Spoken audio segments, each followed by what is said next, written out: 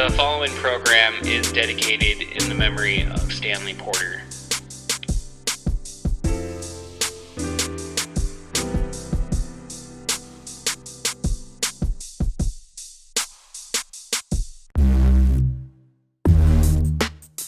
The following program is brought to you by Pins-Off Productions.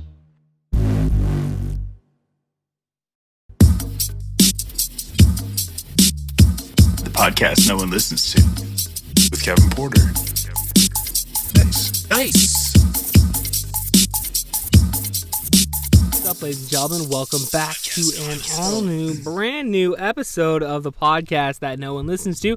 I am your host, Kevin Porter, and again, we're back for another week that was your life, my life, your guys' lives, everybody's lives. It's a crazy, wacky world out there right now, ladies and gentlemen. People are fucking in the streets. People are fucking knocking shit over, dude. People are yelling. People are screaming. People are like, why? I understand, man. The pain is here.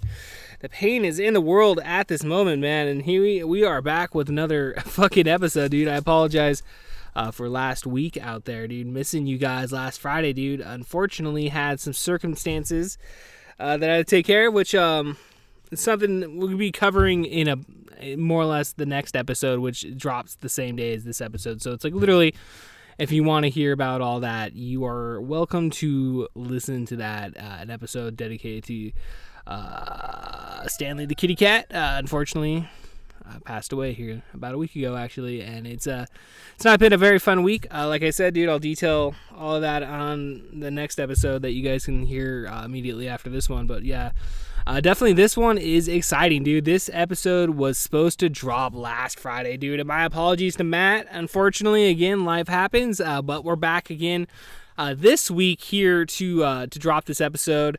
That being said, yeah, I might as well just announce it now, dude. We're taking a break, dude. Oh shit, the podcast that no one listens to, dude. We're taking a fucking break, man.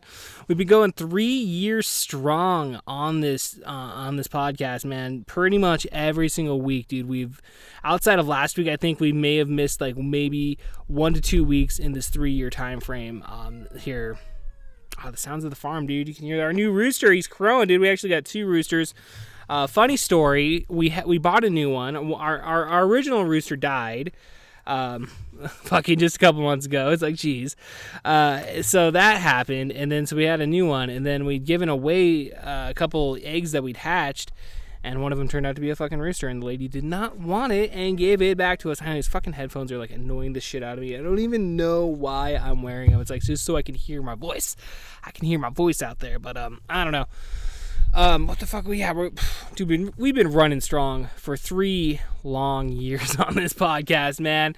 And we've had our ups, dude, and we've had our fucking downs, dude. And, you know, just like, it wasn't even with, you know, with Stanley passing away last week. That's pretty much when I made the decision. I was thinking about it the week before, dude, because, like, I was just going through so much stress with him in terms of his medical issues and stuff. And just, like, that whole week, I was just like, fuck, dude, I just need a break after this, dude, because my anxiety was high. I was just dealing with a sick kitty cat. It was just not fun.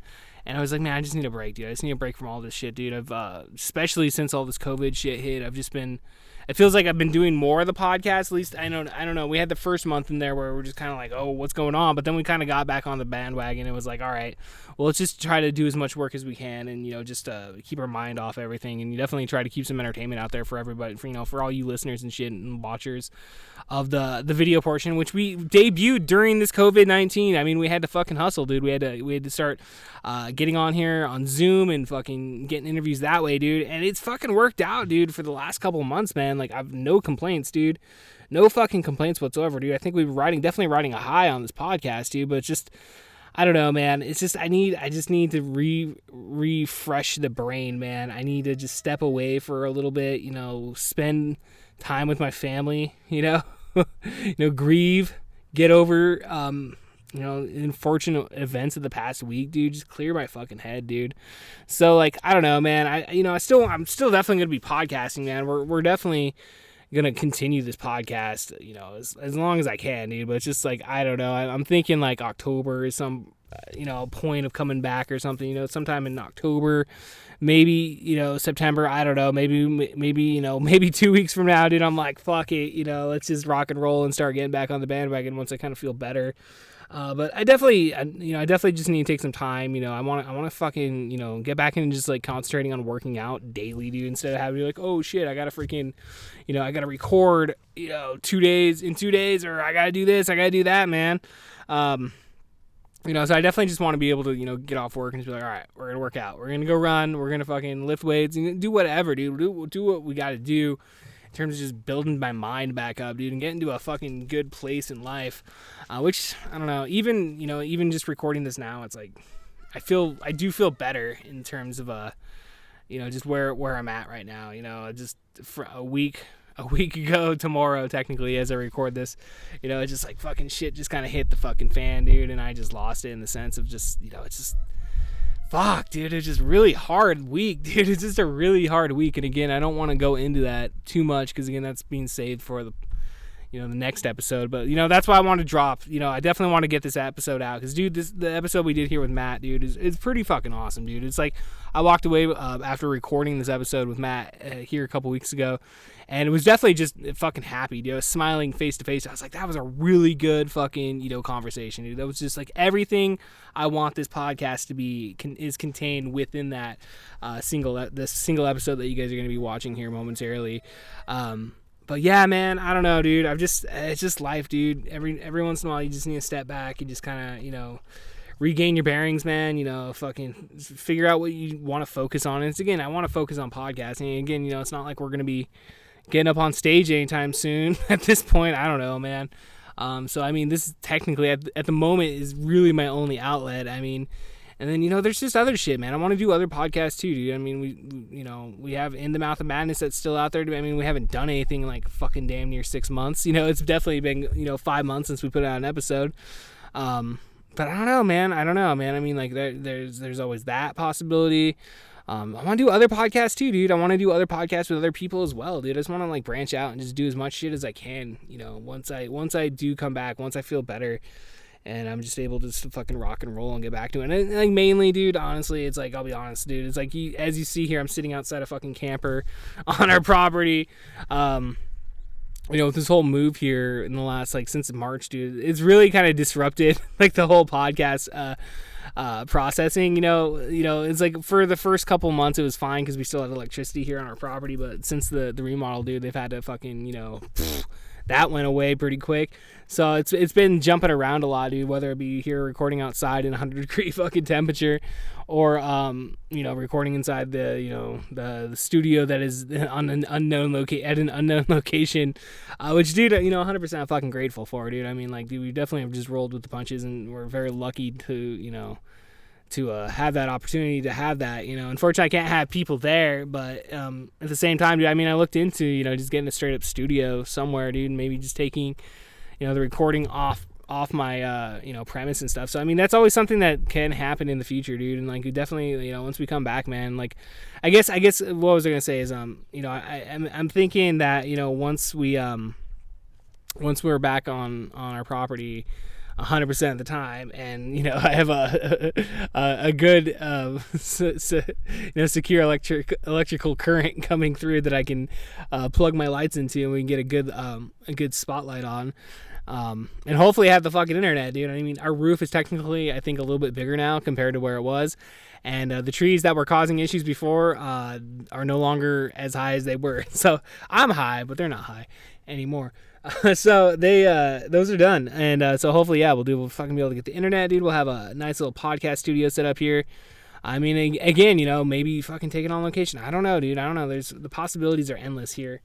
On the podcast I know listens to, you could hear that's Henry. He's walking around, dude. He's chilling. We got him some water, dude. He's like, yeah, 100 degrees. We're just chilling. What are you doing, dude? Go find Jameson.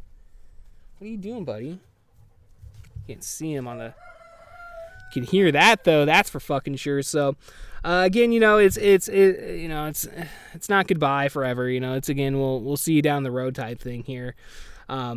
Again, dude, it's just, dude, this whole year has just been a fucking rough ass motherfucking year, dude. It's not fun, dude. It's definitely, it's had its highs and it's definitely had its lows, very lows, lots of lows, it seems like. I don't know, man. Hopefully we can get our shit together here in America and fucking, I don't know, dude. We'll see, man. I'm, I'm not necessarily, one of those, I try to be very positive and stuff and try to keep negativity away. But damn, dude, it's like looking into the next like 3 to 4 months. It's like, what's gonna happen? What's gonna happen here in this country? You definitely don't know. I mean, leading up to the fucking November election, dude. I mean, shit's in the fucking air, dude. Really don't know. It doesn't seem like anything's like 100% gonna fully open back up anytime soon. I don't know if you got patio seating, dude. But hey, winter's coming up. How the fuck are people gonna operate in fucking wintertime? We can't do patio seating in winter, dude. We just can't. We just can't fucking do it. So. All right, ladies and gentlemen, dude, like I said, man, this is not goodbye forever. This is, stupid fucking flies. This is just, goodbye for now.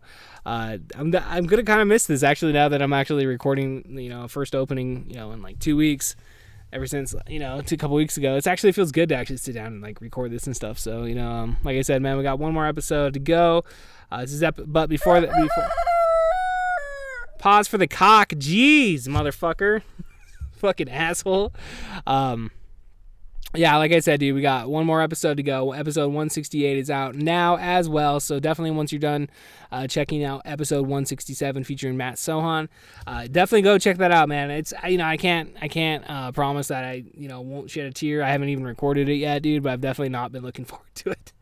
Not looking forward to recording that episode, but it has to be recorded. Got to get through that fucking grieving process. So I don't know. I may cry. I may not cry. I don't know, dude. We'll see how it goes here in fucking 20 minutes when I record that shit. All right, ladies and gentlemen. Without further ado, I give you Matt Sohan. All aboard! Welcome back to the podcast. What's up, Matt Sohan? Welcome to the fucking podcast, dude. Thanks for having me, man. Dude, I know, man. Like, it's really funny. Like, just to let all the viewers and listeners know at home how this kind of got set up, dude. So I kind of like, I don't necessarily like put out a full list of like who I'm going to be having on, from week to week to week. I kind of just like game plan month to month, more or less. So it's like I've been really trying to like focus on getting people on here that haven't actually been on here. And I was actually going to be hitting you up like within a week or so, but you just randomly hit me up. You're like, "Hey man, let's do your podcast." And I'm like, "Fucking, let's make it happen, Matt." Let's go. Yeah. I actually forgot. I think I was talking to Darren Fogelson and I was kind of talking to him about what I was trying to do. Like, like streaming and stuff. And he's like, well, go on Kevin's podcast. And I was like, oh, that's a good idea. I was thinking about it. And that's funny that timing was just so like almost perfect.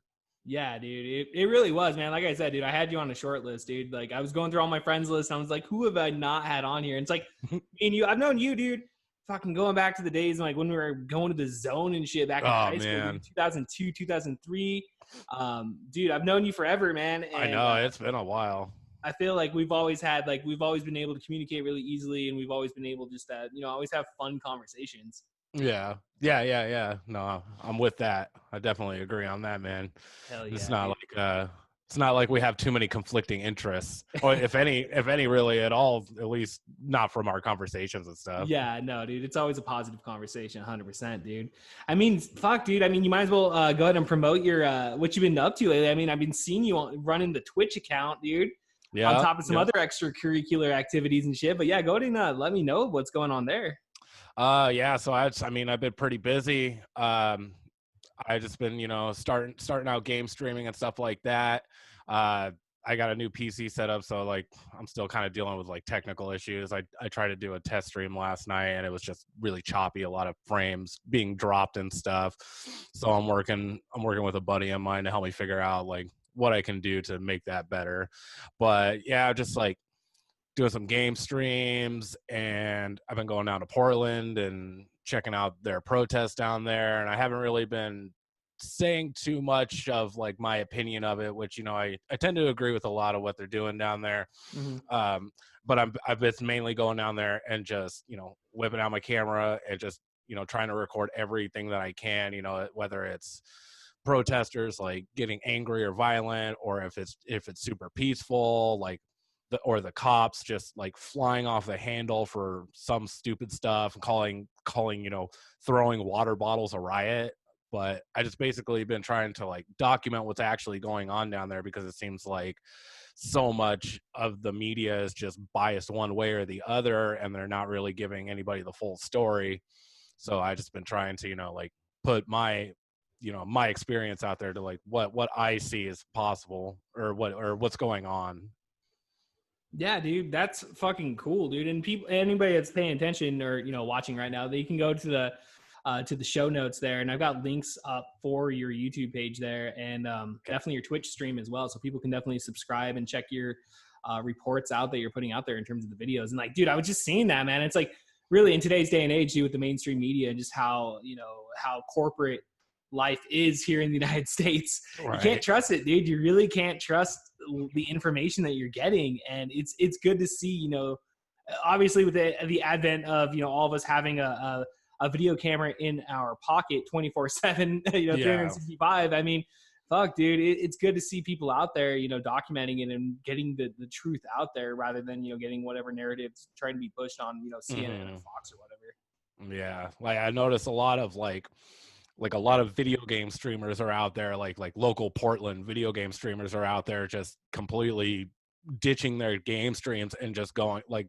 there's two people I can think of that literally have been going out every single night, and like I've only gone to maybe like 6 or 7 days worth of protests in like the last month, and just like going like 2 or 3 days at a time is so tiring. Like it's really taxing to like to see all the violence, and just to like spend several hours out there and chanting, you lose your voice, and it's just like it's insane that these people are so dedicated that they really want for people to see like actually what's happening, because there's a lot of excessive force when there doesn't need to be.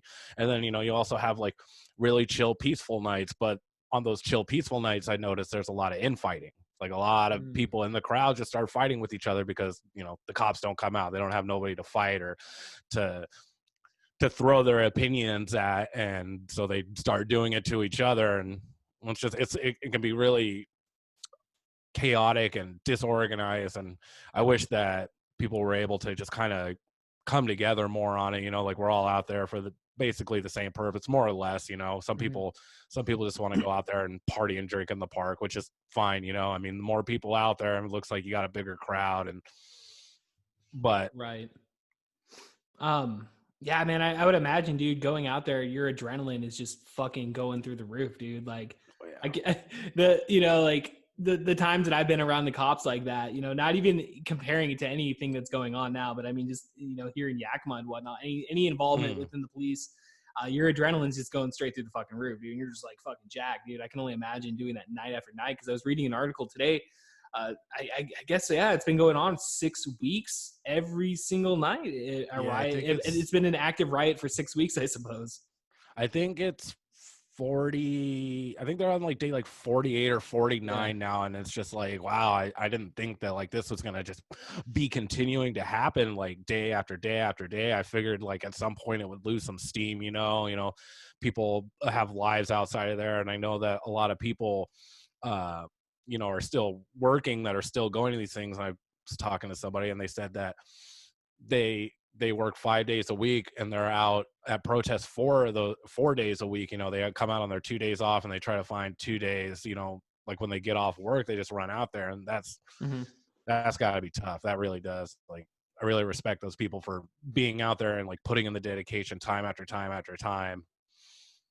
Oh yeah, definitely, dude. You gotta definitely just respect the, the commitment to being able to continuously go out there and, definitely demonstrate and, put your voice out there and whatnot. I mean, dude, change doesn't come overnight, unfortunately. But yeah, I was reading today. They were talking about how I have no idea if this is like factual or how factual this is, but they were talking about how, because it seems like a lot of cities are like, a lot of the groups are trying to like create more autonomous zones, like what was going up on Capitol Hill, but they're getting squashed like so quickly by the local authorities. And like I heard in Portland, in the article I was reading today, it was mentioning that like it's actually like it's actually formed and it's ongoing in terms of something of that nature in Portland, but I don't know.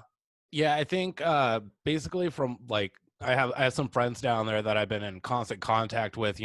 I watch the streams to make sure that, like, oh, is there something going on, on the other side of the park where they're not out right now, like should they be over there, or are there cops coming out of the building on one person's stream, and I stay in contact with them just so, one, they know, so I know that they're a bit safer, they have all the information that they need, and just to kind of like, it is so chaotic out there that, like, people are always like, where are we going, where are we marching, or why are we standing in front of this building, the federal courthouse, and not the justice center, because like their beef seems to be mostly with the cops and not the feds, but Trump sent all the feds down there, so they're very angry at that, which I mean I get, and I am too, because the feds are using just outrageous amounts of force from the things that I've seen. But in the last couple of days, it seemed like they had been trying to set up some kind of autonomous zone. Like they had food vendors out there that I saw on the streams. I saw a barricade on the road that said, I can't remember exactly what it said, but it was an autonomous sign. Whatever county, not Multnomah County. It was like Chinook something. But they they have their barriers out there, and they're really like looking to make that autonomous zone like they did over in Capitol Hill. And I heard that it's like they confiscated one of the food vendors, all their equipment, their tent. They arrested some people. They took the donation jar of money that was on the table. They're tearing down the barricades really quickly, and it seems like they're really not wanting that to be up. And then I heard from some friends today that they've actually fenced off the entire park, making some kind of cop autonomous zone, Oh wow. because they're really really trying to shut it down. I heard that the director of Homeland Security was on his way there today, and I saw some pictures of like a a federal convoy and stuff. So I'm kind of waiting to hear some news about what my friends down there are seeing themselves, so I can be more informed. But it seems like it's definitely getting like it's accelerating to the point where it's just like people are going to eventually see what's happening down there.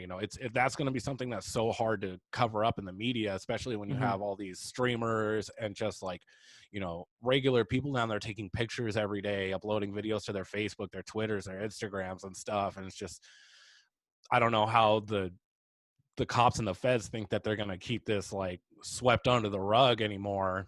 And so I'm not really sure what the next couple of weeks for that's going to look like. Right. Yeah, and this comes out. This actually comes out next week. So I mean, well, we could be know. seeing like a completely different, fucking outcome as of next week. I mean, shit, dude, they may take over all of Portland. Yeah. You mentioned earlier. I mean, like it kind of seemed like there was not a lot of direction in regards to the groups and stuff. I mean, what do you kind of like? What are the messages that you're kind of hearing from all the people on the streets there?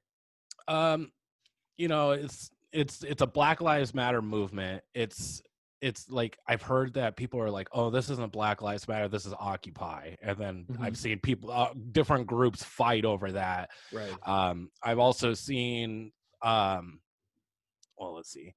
I've seen some instigators down there that aren't for the movement that have come down there, and they're they're preaching their whatever word that they got, this is un-American and you guys are terrorists and all that kind of stuff. Counter protest then, right? Yeah. So, but it's never that many people. It's always like one or two people in the crowd, and they usually get kicked out pretty quickly. Like people figure them out really quickly, and they're like, no, you're not here for what we're here for, so you need to leave. And then there's altercations. I've seen some fist fights and stuff. I've seen like a crowd of people walking one person out, down the block, telling them not to come back.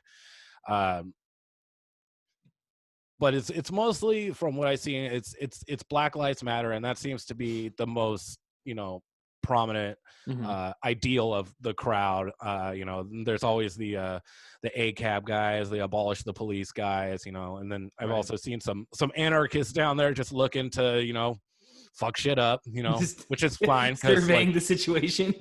What can I get away with right here? yeah, exactly. And it's really scary down there, actually. I mean, like, it's probably like the scariest thing that I've ever done in my life. Just even being in the crowd in like the middle, not even in the front of the line where the cops and, you know, are all at, but it's just still like, I hear that they have like snipers on the roof and just like everything. Yeah, I've seen pictures of them bringing in like heavy duty armored military vehicles, and I'm like, what are you gonna do with those? Like, you got a bunch of people standing on the ground. What do you need a big heavy armored military vehicle? Yeah, you don't need no Bearcats out there. That was always like my major like issue with the police, dude. It's like, what the fuck are they like getting them Bearcats for, dude? Like, I get like, you know, all these troops are coming. We're getting all these troops back from Iraq and stuff. You got to do something with all that equipment. But like, yeah, I was, dude, like when like, cause it really seemed like this shit was hitting hard. Like, at least when I started paying attention, it was like 10 years ago, at least at this point, about 8 years ago, about 2012 when I started paying attention. And I just saw like the sheer numbers, the militarization of the police forces going up, dude. And just like, that's all it was about. And it was like, I'm just kind of standing around, like looking around at everybody. I'm like, what's going on here? Like, we're going to do something about this? Like, it's good. I mean, like, I did read, and correct me if I'm wrong, but like I did hear the city council there for Portland, they are moving forward with defunding like half of what. Yeah, I think 50%. Yeah, and I heard that the same thing in Seattle too, but like I heard they were like having a harder time getting that through or something. I don't know. Yeah, I haven't heard like a whole lot about it, and I haven't like read anything personally about it. But yeah, I have heard, you know, some people in the crowd saying that like we're winning little small battles here and there. You know, it's like at the time that I heard, they're voting on it, so that's good. At least they're recognizing what the problem is and seeing if people agree with that. And then I think that it did end up going through. And they're working on a plan and a structure of how they're actually going to do it. And I don't think that they've done that part of it yet. But it's good to see that there is some progress out there, you know. And I mean, as much as I hate to see it, it's good. It's not necessarily good, but it's good to see that there's, you know, the federal government is stepping in, because that means that we're actually getting attention. They're actually seeing that, oh, well, we can't just let this go unchecked, which, you know, I'm not glad that, you know, what they're doing down there, but it's good to see that like somebody's actually paying attention, you know, especially like in the Northwest of the United States, where it seems like, you know, not a whole lot of political things happen. You know, it's not Washington D.C., it's not New York. It's like everybody thinks, you know, everybody up here is a bunch of yuppies and hipsters, and we're just like doing our thing. But people are out there, and they're, I don't know really know how to explain it, but I mean, it's just I don't know. when you first like started getting down there, man, because like I think I did see some footage that you were taking. Did you go up to the autonomous zone up in Seattle, or? Yeah, I did. I went. I went up there twice. I went up there about a week after it was established, and the first time that I went up there, it was just heavy pouring rain, and just, you know, there were still tons of people out there. I had went the day that there was the 60,000 people person march. Oh, wow. I did not participate in that one. I'm pretty sure I did participate in like what was probably at least 1,000 people marching, but but when I left, I was like, I saw reports of the 60,000 person march, and I was like, oh, where was that? I wasn't in that one. I was on the one on the opposite side of town. You know, and like, you know, it was just pouring rain, and like there were still a lot of people out there. So it really seemed like, you know, like this really dedicated cause. You know, people are willing just to like, you know, stand in the shittiest weather that, you know, Seattle has, and still be out there fighting for what they believe is right.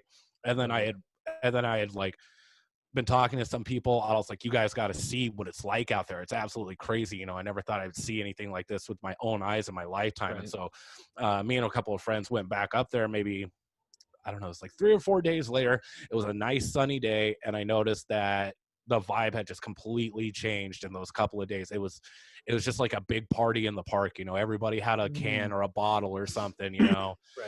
People were just, you know, spray painting and stuff. And, you know, like over in the baseball diamond, they were having like speeches and a little rally and stuff, and that was nice. And then they did end up having a march, and they walked down to the I-5 and then blocked the freeway for a little bit, and then they had marched back. But it's just Right. like, other than those two little things, it like really felt like a party. And then it was not, I don't know, maybe it was like a week or two after that is when they were like, okay, we're shutting it down.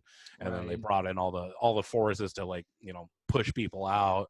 And I'm like, it's like the first time I go and it's like, it seems like this really impactful thing. A couple of days later I go and it's like, oh, it's just a big party, a bunch of kids hanging out in the park wanting to get drunk, they can't go to the bars, so they just stand out and, somewhere. yeah, right, drink in the park. There's no cops here anymore. Honestly, though, I was talking to a friend about like what Seattle PD did, and we both agree that it was a really intelligent decision just to abandon it, because it really didn't give the protesters any explicit people to fight against. So it de-escalated into that party zone situation, because not a whole lot was happening. Like they weren't having conflicts and confrontations with the police. So you go out there, you do your marches and your speeches, and there was like a big camp. They started like a community garden and stuff, but like over time it looked like people were just like, more people coming in. It's like, oh, there's not really any real danger here, so we can just kind of let loose and do whatever we want, which is, I guess, kind of the point of the autonomous zone, is to do whatever you want. Right. But most people chose to just have a big party. Right. So would you think, like, what would be, because it kind of sounds like then the reason it kind of got shut down, and like we haven't really necessarily heard anything from Seattle since, it sounds like they weren't necessarily maybe pushing as hard as they could have or should have been doing in terms of like getting real change. Not necessarily not taking away from what was established and what was accomplished and whatnot, but like, I mean, comparing it to what's going on in Portland, I mean, now we are, like you said, like 44 days or whatnot of like straight protests. I mean, we're not hearing anything from Seattle. I mean, I don't know. And just kind of, like you said, it evolved into a party scene. I mean, I've gone through that park before, dude, just going to shows and shit up there in Capitol Hill. And dude, yeah, man, it kind of seemed like a party park then, dude. We were just going up there and smoking weed and just like hanging out, and like people were doing heroin next to us. It was like, oh, this is like cool. Fun. It was fun, dude. It was like, it's different. And like, especially when you go like, going to Seattle, dude, it's always a fucking adventure to me, dude. I was same with Portland, dude. Like I'm not very well versed with Portland as I am like in Seattle. But like, I always enjoyed those fucking trips, dude. Going to see a show, getting fucking some beers and like hanging out, going to the park and smoking weed. Like, it was always a fun time. Right. Well, I mean, look where we're from. We don't have like hardly any of that kind of stuff here, so it's like going somewhere else, taking a couple hour drive really does turn out to seem like that adventure, like, oh, we're finally breaking out of our little small ignorant town, and we're going somewhere where there's people with like-minded ideas to go have a good fun time, Right. But I mean, what are you saying? Oh no, I was just gonna say to you, like, with the whole autonomous zone and like the whole like what's the seceding from the United States and whatnot. Oh yeah. Oh man, that's another thing, dude. I was just like, fucking A, dude. I've always been down for states' rights to secede from the Union and whatnot. It's like, and I understand that's essentially what caused the Civil War and whatnot. But I feel like I don't know how if you've heard of like the Free State Project up in New Hampshire. I have not. It's kind of a libertarian movement. It began years ago, but like they were trying to commit like 10,000 people or something to of like-minded people to move up to New Hampshire in an effort to really like change the way the corporate structure and the government structure is in that sense. And in a sense, if given the chance, secede out of the union and stuff and operate as their own, independently run country.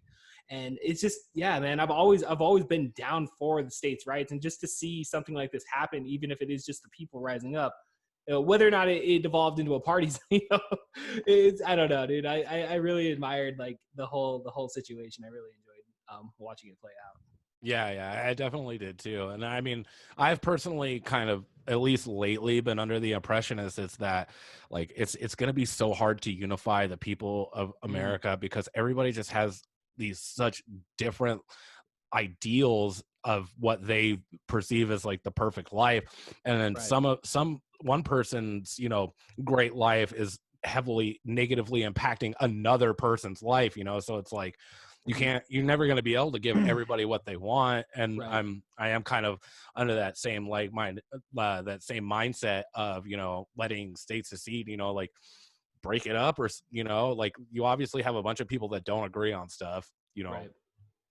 get these people to where they are with like-minded people, and then let them run whatever they think, in their ideals, it's, and as long as it's not like, And hurting anybody else, oh yeah, infringing on other people's rights and Exactly. stuff, Yeah. but like, yeah, it's like, I mean, just like East Coast, West Coast mentality of just like pop culture is so drastically different, like, because my dad lives in Brooklyn, so as a kid I would go visit them, Oh and wow. I would Oh always no feel shit. so, Dude, I never yeah, knew that. That's cool. yeah, I would always just feel so out of place, growing up in the Northwest, because it's like huge skate culture here, and like New York does have a big skate culture, but like it's like the common people, the people that are there, the majority of them aren't really into that stuff. And as opposed to like the West Coast, where like skate culture is like heavily prominent in like our clothing and our music, and just like our everyday of life, and I would always just feel so out of place there, and it was just like such a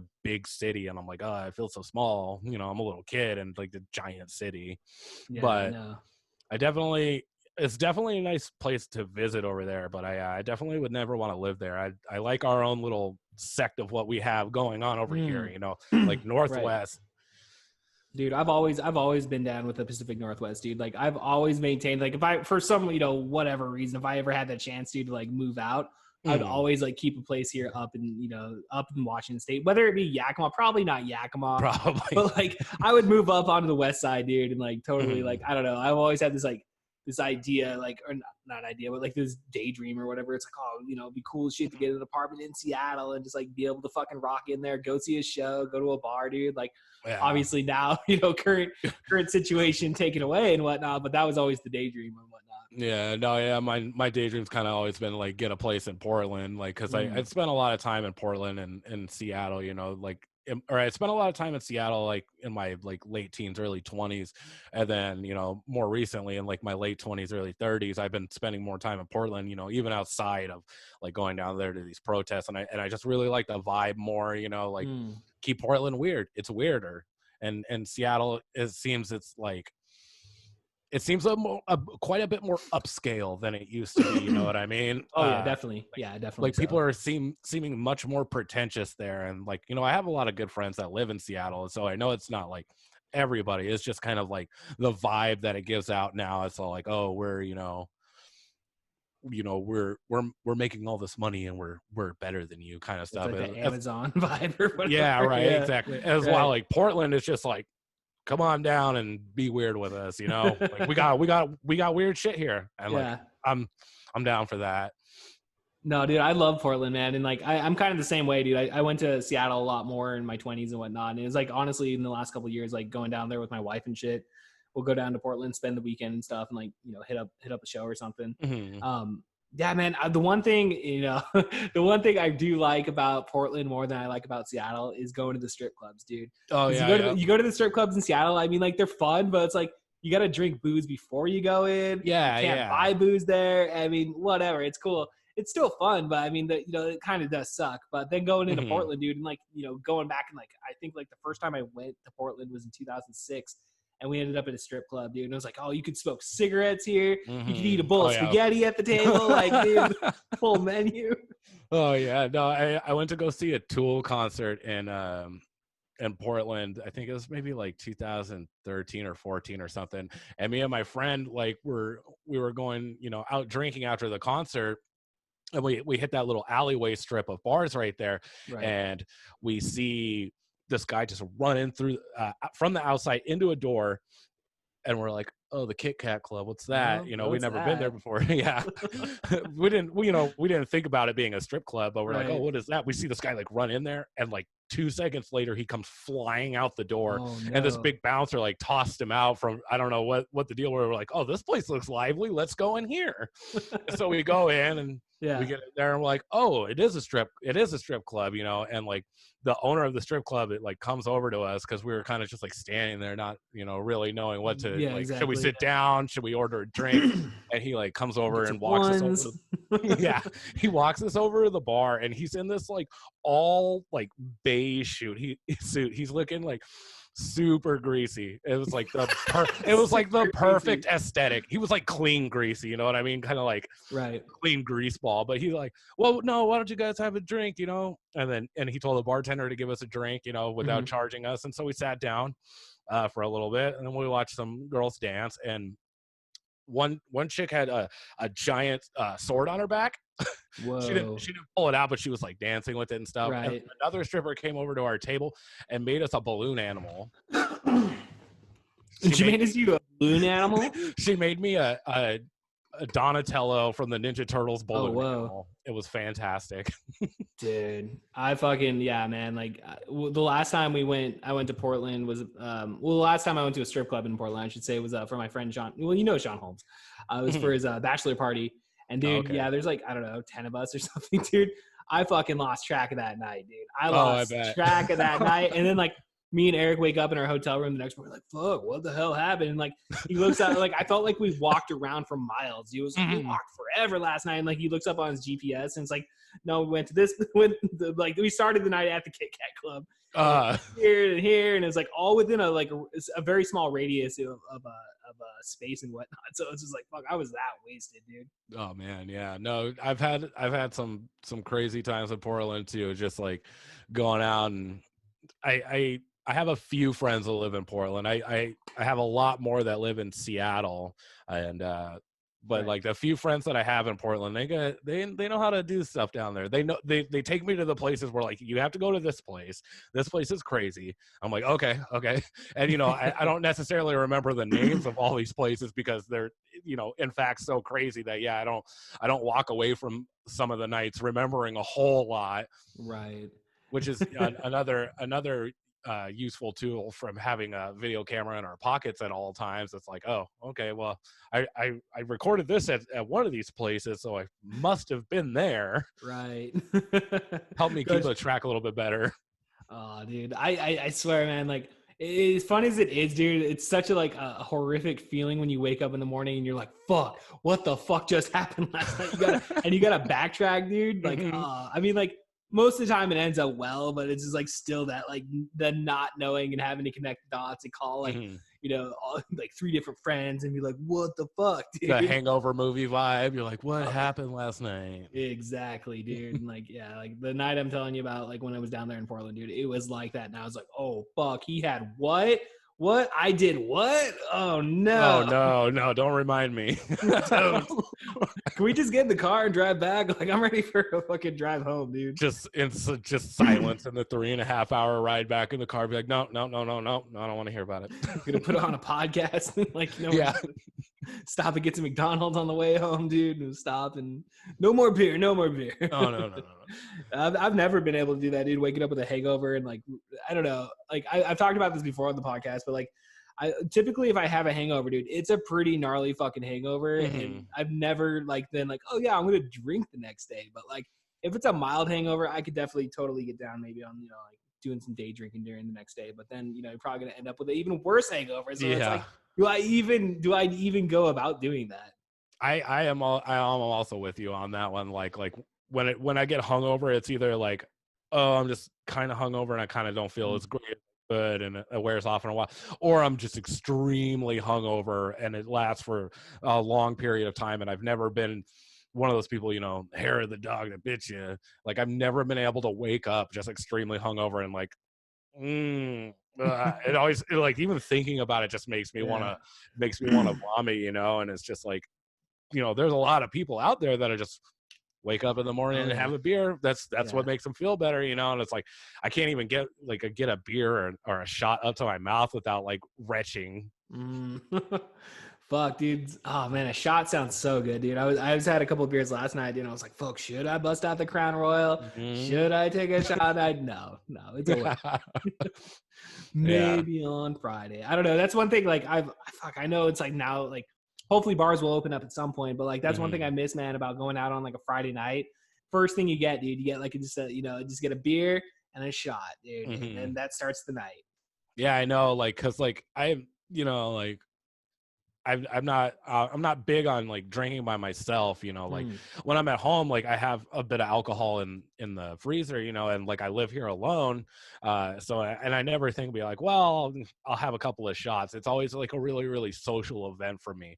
And even if there's only like one other person with me, I feel like I like drinking more than like to be by myself, because you know I like to chat and I like to, you know, discuss things, and not having the bars open is really just like put a damper on my social life, you know. Like I've been trying to like I stayed hermit mode for like the first like 2 months after the closures. I'm like, okay, you know, stuff's going crazy, everything's closed down, people are Right. getting sick, I'm just gonna stay home. I'll go to the grocery store, to the bank, and to the gas station. It's pretty Right. much the only places I was going. And then like all the civil unrest and stuff really broke out, and I went to a protest in Portland, and that like broke, or not in Portland, in Olympia, and that broke my my social barrier. I'm like, I can't sit at home anymore. Like whether or not it's like going out to protest or not, it's like I need to be sociable, and now Right. I need Right. to like be able to go out and have a couple of drinks with my friends, or like I gotta like go to the park with my kid, or you know, just anything that's like not me sitting at home anymore, because I've been doing Yeah. it for so long, you know. And video games will only get you so far.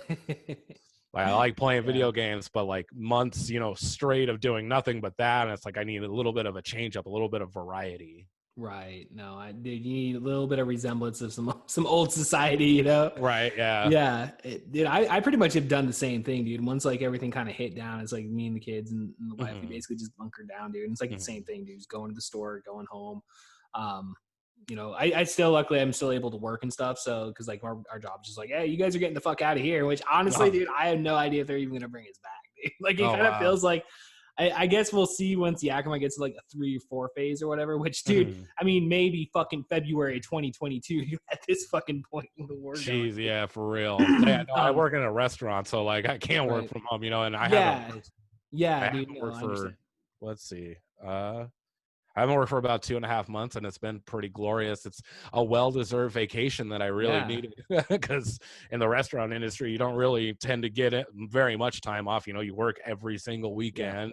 Mm, My days off are Sunday and Monday, right. and especially in Yakima, not a lot's going on those days. You know, not even like even when we're full open. You know, going to the bar on like a Sunday or Monday is like, you know, Mm, not a very huge event. It's not like going out right, on like Thursday, Friday, Saturday. So it's like, yeah, I'm definitely like I couldn't afford to take a vacation, you know, like I couldn't right. afford to take, you know, 2 weeks off from work and just like Hmm. go out and spend money at some place. And Right. I'm really glad that, you know, unemployment kind of turned out the way it did. You know, I know a lot of people are upset that there are people on unemployment making more than people that are having to go to work every day at, you know, like whatever jobs, you know, like in a Mm, grocery store, at fast food joints and stuff.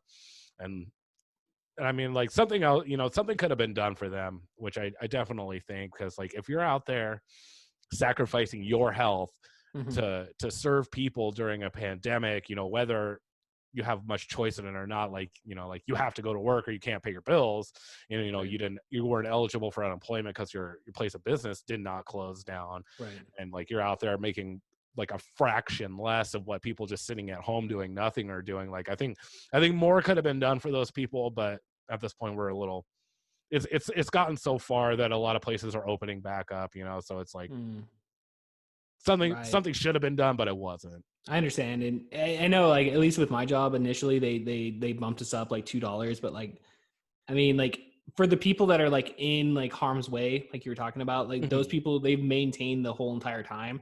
But for my job, like, dude, I sit at a fucking computer all day, so it's like I kind of get them allowing the $2 raise across Mhm. the board for you know, the first couple pay periods there, but then like. You know, then from there, it's just basically if you were working the front of the line or whatever, they're taking care of you. But like, I know a lot of companies, yeah, did not do that for their employees, and which it's kind of fucked in a sense because you look at these companies and they're making record fucking profits, dude. Like Yeah, they every really are. any like, you know, customer service based, like at least, you know, food wise, I should say, Yeah, dude, food or wise. grocery store, Yeah. you know, status or whatever. Like those guys are making so much fucking money right now. It's like, dude, you can totally take care of your fucking employees. Yeah, well, I mean, like all the mom and pop shops are essentially like pretty close, you know. Like Right. I work for a small a small business. I don't work for like a large corporation restaurant.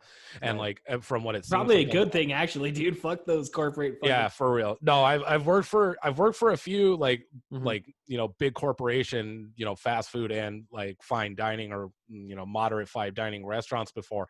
And yeah, I just really hate corporate policies, and like they make rules that like some of the rules make sense, like I get it, like for safety of employees and customers, but some just like, you got to wear a black shirt.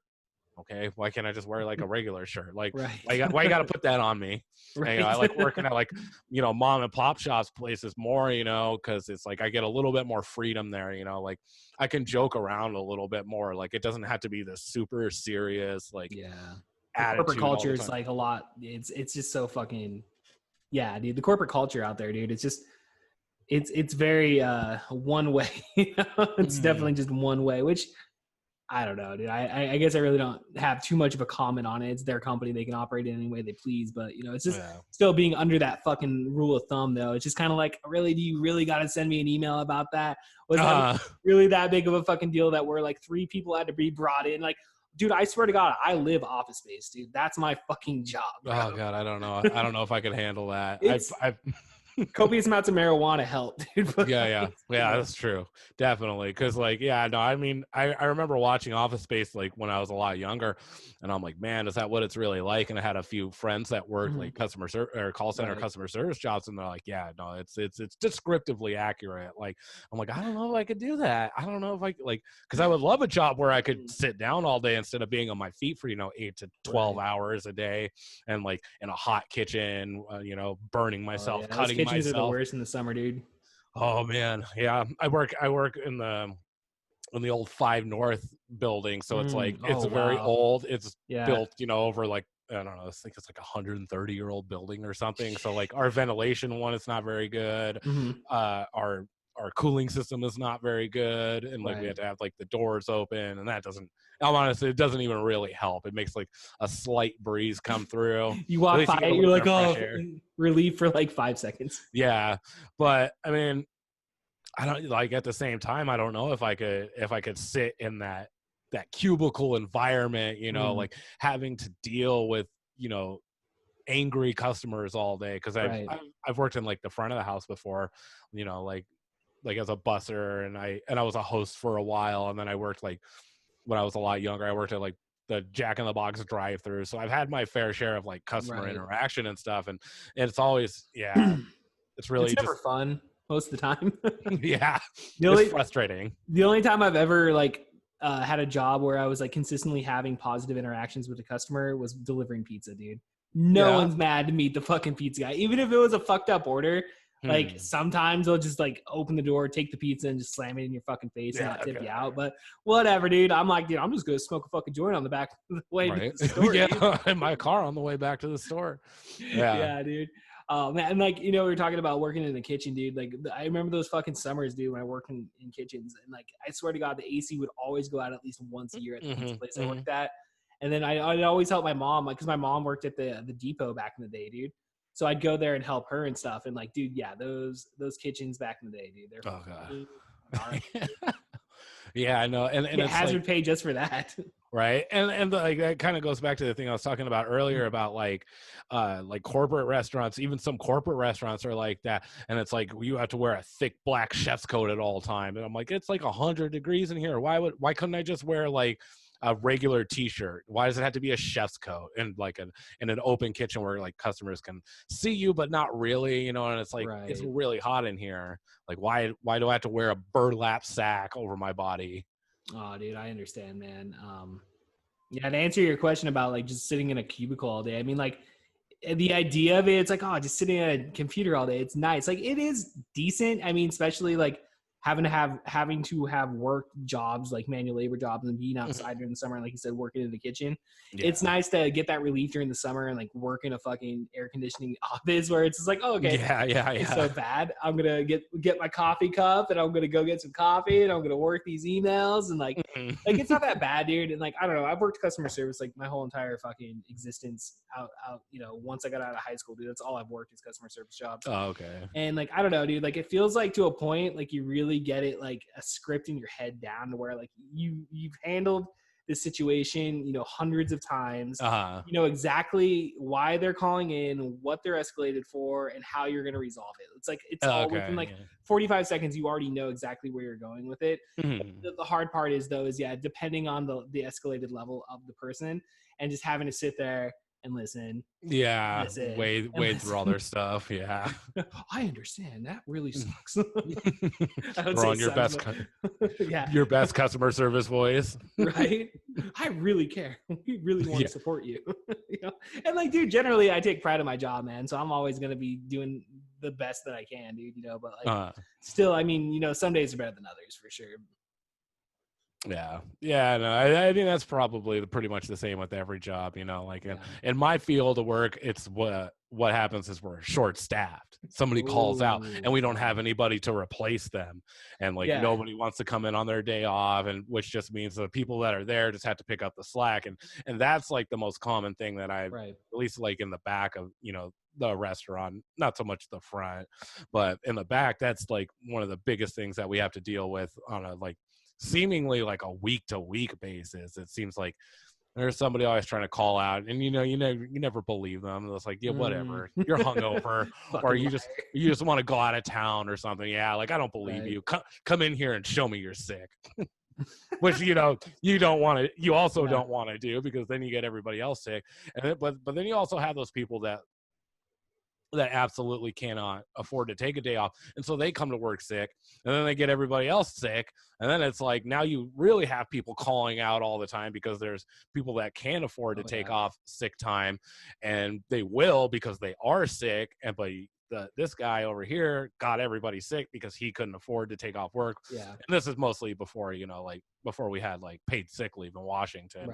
It's much less of a problem now, but it's like once you run out of whatever amount of sick pay you have, say you have like whatever like 24 hours of sick pay, and you got to miss 4 days of work. Well, you only end up missing 3, and you come back on the 4th day and you're still sick, and it's like, well, it's no fun having to deal with that, dude. I mean, that's one thing working in a call center, dude. It's a fucking petri dish for diseases, it feels like, dude. I bet. My God. You like, especially, I mean, during the flu season, dude, you're hearing cough like just everywhere around you. And it was really scary was when this whole, everything started going down and everything started shutting down and stuff. Like, dude, we were at work. We were still in the call center probably like 2 to 3 weeks once everything started like closing down. We were at like kids are home and all this shit, And so we're just like every day, they're not really telling us what the fuck is going on. Like we kind of know what's going on, but we really don't know what's going on. And the whole time you hear people coughing around you. So you're just kind of like fun. Fucking like just kind of like, oh, well, okay. I hope I don't get fucking COVID. I hope I'm okay. So, yeah, no, it was definitely scary when that first wave of or what seemed like the first wave, because I had heard that it had been around for quite a bit before the shutdown, but like when it really came into like the public eye, and people were like, you got half the people saying like, oh no, I'm really afraid to get sick, and then you got half people, this is made up, it's made up, and then like you just have like all these conflicting ideas about it, and like I mean, we still have that, to be honest. Like we got tons of people not wanting to wear a mask, and like I still hate that. Like even this far into it, these people still don't understand that it's not to protect you; it's to protect other people. And they're like, "Well, I'm not sick. I'm not going to wear a mask." And like, do you not know how diseases work? Or like, you could be asymptomatic. You could have it and not show any symptoms of it, and still get somebody else sick because your negligence of not wanting to wear a piece of cloth on your face. It's how inconvenient is that? Right. No, I understand, man. And like, I totally get like when you're in close proximity, like, cause like, dude, honestly, like I don't like fucking wearing a mask, dude. I really don't. Like I don't either. It's fucking hot, dude. I got the beard going and shit. I don't like it. Yeah. But like, I totally understand. I do understand, like, if you're in like per se a grocery store, like it's understandable that if you're going to be within close distance of people, and truly, like if we are dealing with like a virus, which I know, truthfully we are dealing with a virus, whether or not the numbers are being reported correctly, I don't fucking know. I'm not in that job, but like I get why you would want to wear a mask, dude. And it's it's just fucking unfortunate that it's just like they're such, like we were talking about earlier, dude. Like to unite people, it's just it's impossible. Mm-hmm. Yeah, it's fucking impossible. Seemingly impossible. Yeah, because like there's not going to be any common. Well, I mean, there can be some common ground for people, Right. but you're never going to get people lined up. You know, like I've never met a person that had like the exact same ideals. You know, we Mhm. agree on a lot of stuff, but there's always going to be like one or two things where it's like, oh no, well I think differently. But Understood, yeah, but 100%. Yeah. but the mask thing, something that I both find hilarious and very irritating is Mhm. like I'll be in my car driving down the road, and I'll come to a stoplight and I'll look at the other cars around me, or like I'll come to an intersection and I'll make sure to like look at different ways of traffic, and I see people Mhm. sitting in their cars by themselves with their masks on. Which isn't a good thing. I mean, No, yeah, it's not good to breathe your own breath for 8 Yeah. hours a day. That's why I feel so bad for anybody that's like working out there and has to wear that 8 hours a day. I'm like, that's not good. Yeah, I see people walking down the road in Yakima where we Mhm. have next to no foot traffic. Right. I barely see people walking down the road here as opposed to like a big city. And I see them just mask up, nobody around them at all. It's like that's Right. not and I'm sure those people probably think that wearing a Yeah. mask is protecting them. You know what I Right. mean? Right. But I don't Which know. I totally get, man. I mean, like if you want to wear a mask and like you feel it's really gonna, provide safety to you, dude, fucking 100%, dude. Yeah. If you're sick, dude, wear a fucking mask, dude.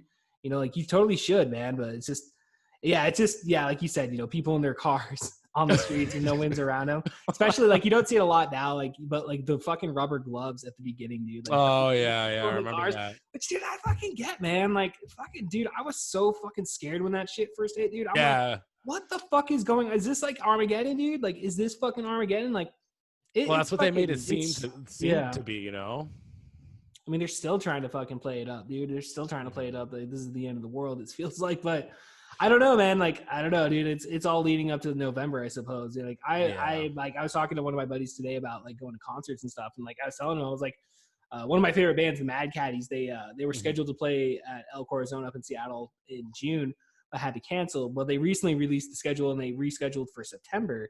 But I mean, it's probably gonna get canceled, dude. Yeah. I mean, we're not allowing live events until like fucking stage 4 or whatever, phase 4. Yeah. And I don't know if we're gonna get there, dude. Like, especially by September, man. Like, I don't know. Not I don't anytime know. soon. Yeah, it's definitely fucking 2020, man. What a fucking year, dude. I know. I was supposed to go see the Chats in April, and I had like bought tickets like 3 months in advance. As soon as they went on sale, like I kept track of it because like, oh, they announced the tour, but tickets aren't on sale. I'm like, okay, I'm following that because I want to buy a ticket as soon as they're released. And then I did, and then 2 months later, then all of this happens, and I'm like, oh, okay. Right. Well, I'm not gonna get to go to that show, and they haven't necessarily rescheduled yet. They also have not refunded me for my ticket yet, Oh, so no. I'm kind of hoping. I mean, it was a $35 ticket. It wasn't one of the pricey ones Yeah. because it's like they're from Australia. It's their first official North American tour, and like I'm hoping because I haven't been refunded yet that they're just postponing the show, and then eventually I'm going to get an email saying, "Oh, the show's upcoming in this time, and you still have your ticket," Right. because I bought insurance for it. Oh, that's good. That's good. So if anything, I'll just file the claim with the insurance and get my $35 back. But I'd really just rather just hold on to that digital ticket and like, okay, well, whenever you come, I got it. It's right here. Be Let there. me in. Be there. Yeah, no, I hear that, man. We got tickets to go see Tinfoil Hat, which is like this like it's like whatever conspiracy type podcast with this comedian. His name's Sam Tripoli, and him and Eddie Bravo and some other guy that's with him and shit. They're scheduled to come through Tacoma, and they had it rescheduled here. It was supposed to be this weekend, actually. It's supposed to be this fucking Saturday, but like, and I at first I thought they were canceling because of personal issues from one of the people within the group there, but like. I mean, shortly thereafter, dude, that's when we heard, Inslee fucking totally put the kibosh on like live events until I don't want to say stage 4. I mean, they're not going to. Yeah, I think it is. I think it is stage 4. Yeah. So the same thing happened though. I got an email from Tacoma Comedy Club, and they're just like straight up like, "Hey, it's rescheduled for December," which I'm like, "Fuck, dude, I hate driving over the pass in December." Yeah, seriously. It's always a fucking roll of the dice on that shit, dude. So it's just kind of like, well, hopefully, like I'm gonna keep the tickets and like. I could get a refund now, but like we decided we're just like, fuck it, dude. Let's just keep the tickets. Yeah. Hopefully the pass is good. Worst case scenario, we can't go. They get our money. I support them. So it's like, I don't give a shit. So Yeah.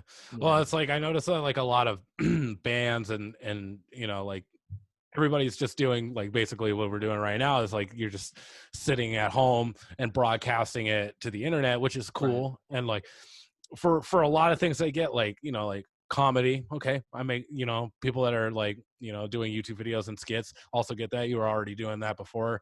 And like, yes, I get live music, you're still playing. Mm-hmm. But like it's just like it does not feel the same. It's like you don't get the crowd, you don't get the vibe, that you don't get amped up. It's like I'm cool that I'm glad I get to watch my favorite artist or whatever play live, like they are live. I'm not there, but right. Yeah, it just doesn't have the same vibe, and it sucks because I would like it to, but no, 100%, dude. Dude, it really is unfortunate just like not being able to go out and socialize. I mean, because I just like, you start to, I haven't really done any research, but I mean, you hear telltales of like, obviously staying home all the time. Mm-hmm. And just restricting contact with other human beings. I mean, we're fucking designed to like interact with people, to hang out and do shit, mm-hmm. dude. And to just being forced to be by yourself, man, it's like, it could be detrimental to your mental psyche, dude. Because like, yeah. I mean, I'm surrounded by 2 kids and a wife, and like I still struggled fucking hardcore over the last couple of months of just like getting out of depression and shit, dude. And just like really pushing myself, like, all right, things will get better. Just like, all right, focus on this, and this. And, it's just fuck, mm-hmm. dude. It's like, I can only imagine some people and the way they're having to handle this situation. Yeah. Well, like, it's like, you love your family and like, you want to spend time with them, and maybe you're necessarily not, you don't want to spend all your time with them. You want to be an individual, Of course. But like when you're trapped at home with your family, and like, you see them every day, right. And you're used to being able to like, leave your house to go to work as opposed to like working from home. And then you're spending all this extra time with people. And it's just like, people need breaks from each other. Like I've never met a person that could literally be with somebody 24 hours a day, 7 days a week, 365 days a year, and not get at each other's throats and stuff. Like people need space, and especially like going out and with friends. Cause like I now live alone. I was living with roommates when this whole, COVID thing started, so that was fine because like I had other people there, and I have a 3-year-old daughter, and so now I live alone and I have her half the week, and so like the days that I have her, we spend literally every waking moment together. She's just like clutched to my side. Like she loves me so much, and I'm like super grateful for it. But it's like some of those days I'm like, oh, will you just give me a few minutes? I just need a few minutes. It's like going to the bathroom or going outside to have a cigarette, or just like wanting to like lay on the couch for a few minutes without getting bothered to make her some food, or because she's very needy. But like you just ate 30 minutes ago. Yeah, exactly. And like, and then, not being able to go out and socialize with like people my own age, like I got to sit there and watch cartoons with her. And, like we talk about dolls and stuff, right. Like the stuff that she cares about, because she's not able to comprehend the things that I'm interested in, you know what I mean? And it's just that like going out and talking to like other adults is like so needed for me sometimes. And like now that I've officially broke out of that introvert shell, now I'm in super extrovert mode. I want to just hang out with everybody all the time, but I know that like I shouldn't. Like I need to hang out with like the same group of people. I don't need to go hang out with a different person every day. Right. I just need to go out and vent and or just like talk about something that's not like dolls or Paw Patrol. Of course. I'm glad my kids are old enough to where I totally miss Paw Patrol, bro. I did not have to fucking succumb to that shit. Yeah. No, it's I mean, it's not terrible, but like my daughter doesn't even like watching the show. She likes watching those videos on YouTube of people playing with toys, which I started thinking, I was like, I got to get in on that, because that seems super easy. Like playing with toys. Some of these guys make a lot of money from it too. I have so many fucking action figures, dude. Yeah. Dude. I know, totally. I didn't even know there was like I didn't even know there was a real market for shit like that. Like they just like play with them, or do they do like stop animation videos? So like, yeah, like some people do like stop animation. Some people like you just literally like see their hands moving the dolls, like they do like they obviously like storyboard their stuff. It's not Right. like improv, so like they got themes or Improv whatever. toy playing. Yeah, you know what I mean? But like, yeah, and it's like it's like they like open like those surprise toys. You get like you get like a ball, and then you got to unwrap it, and it's got like compartments with like doll accessories in it, and like or like blind bags. They get a bunch of those, and then they open them, and yeah, they just do like all sorts of like crazy random stuff that like one channel, like they just play with Barbies, and they made up like they made up like they made up their own characters. Well, like I guess they use like Frozen characters, but then they also made like their own characters within that same universe or whatever.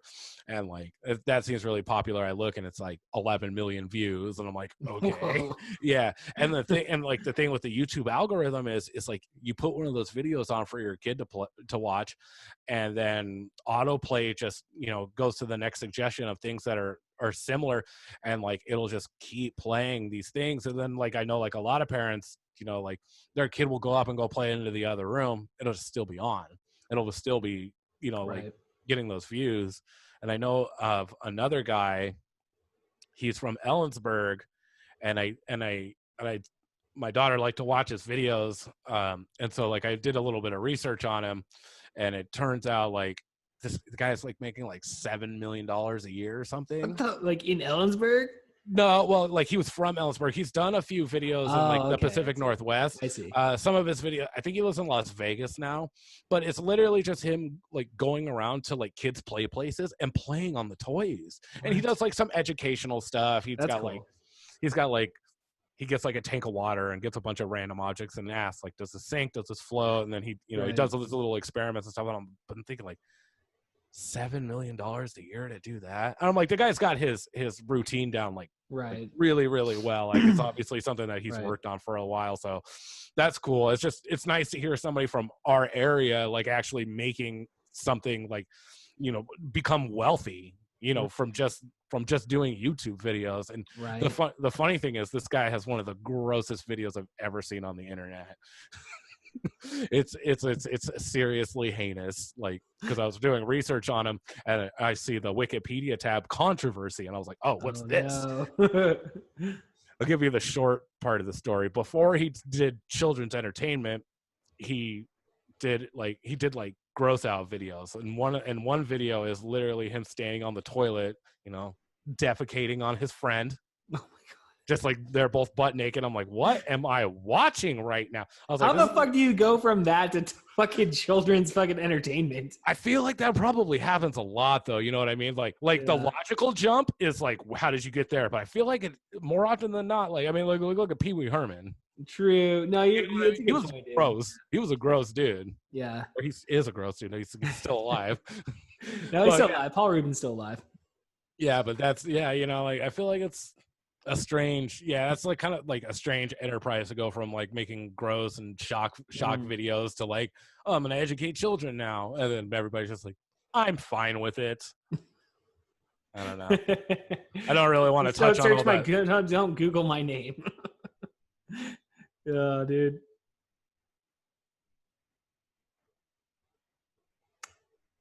We got a delay. What's up, ladies and gentlemen, here on the podcast? I have information.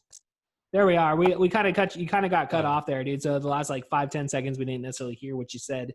Oh, okay. I was just saying I wasn't gonna touch on something, and that's perfectly fine if it got cut out. Okay. Oh, no, it's the connection is unstable. It That's popped up right here. Fucking Spectrum Internet, I would imagine, right?